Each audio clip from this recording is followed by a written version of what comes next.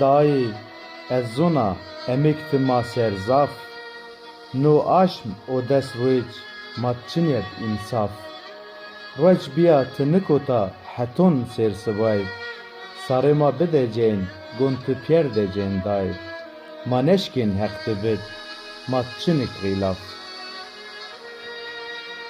Ma qicib tu ma kirdin zerrê qundax, yo pera kiyeb yo pera mab ax.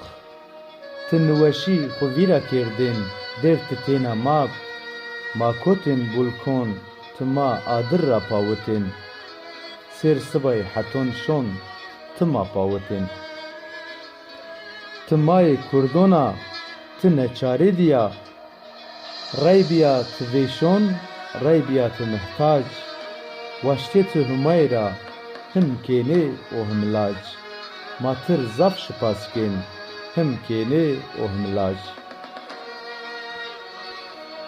Ma kot hotseron tu ma musna nimac, ma xwe vîra bikerdên tu vatên şi destmac.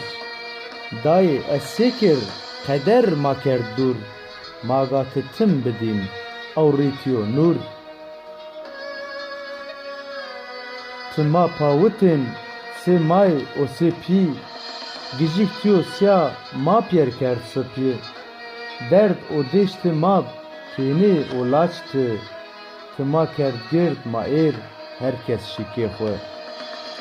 Ma newifom kerd mak dî qij xwe. Ma xuya pê oney şû pêrê emir, ez tersina ma pêr xerîbêt bimir. Nî ti ma mirdavîn nîz ma tu vînir.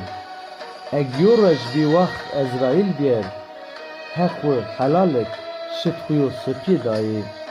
Ma tu zaf qarnaw reç biya dayê, ma tu zaf qarnaw reç biya dayê.